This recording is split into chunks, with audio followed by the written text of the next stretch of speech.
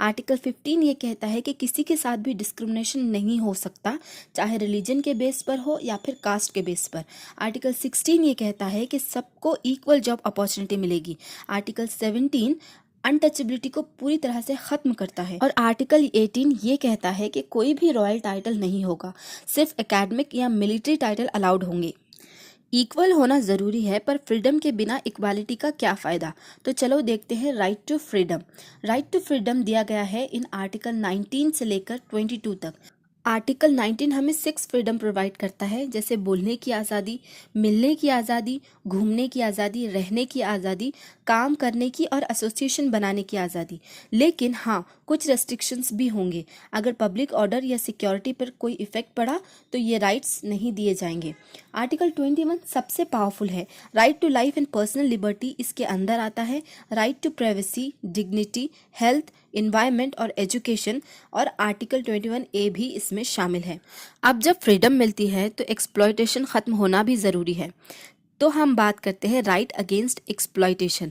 Right against exploitation हमें article 23 और 24 में दिया गया है। ये आर्टिकल्स कहते हैं कि कोई किसी को ज़बरदस्ती काम नहीं करवा सकता, और 14 साल से कम उम्र के बच्चे को फैक्ट्री या माइन में काम करवाना इलीगल है। सिंपल वर्ड्स में, no slavery, no child labour. हमें फ्रीडम तो मिल गई, पर अपने धर्म को फॉलो करने की आज़ादी भी तो होनी चाहिए, है ना।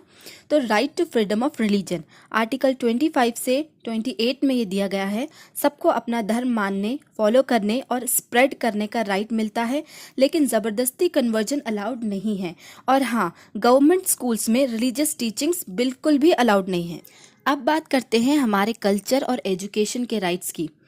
ये दिया गया है आर्टिकल 29 और 30 में। ये इंश्योर करते हैं कि हर कम्युनिटी अपनी लैंग्वेज, स्क्रिप्ट और कल्चर को प्रिजर्व कर सके, और माइनॉरिटीज़ अपने एजुकेशनल इंस्टीट्यूशन बना सके ताकि उनकी आइडेंटिटी बनी रहे। लेकिन अगर कोई इन राइट्स को तोड़ देता है या फिर इन्फ्रिंज करता है तो क्या किया जाए? उसका जवाब है right to constitutional remedies. Right to constitutional remedies दिया गया है हमारे आर्टिकल 32 में। डॉक्टर BR अम्बेडकर ने इसे कहा था कि ये heart and soul of the constitution है। अगर कोई अथॉरिटी आपका राइट तोड़ती है या इन्फ्रिंज करती है, आप डायरेक्टली सुप्रीम कोर्ट जा सकते हो। कोर्ट 5 रिट्स इशू कर सकती है, जैसे habeas corpus, mandamus, quo warranto, certiorari, prohibition. Habeas corpus मतलब रिलीज करो, और मैंडेमस मतलब ड्यूटी को निभाओ, और को वारंटो मतलब किस अथॉरिटी से आप इस पावर को यूज़ कर रहे हैं। प्रोहिबिशन मीन्स आप किसी भी इलीगल कंस्ट्रक्शन या कोई भी इलीगल काम करते हैं उसे प्रोहिबिट करती है कोर्ट। अब चलो जल्दी से देखते हैं कुछ स्पेशल प्रोविजन जो आर्टिकल 33 से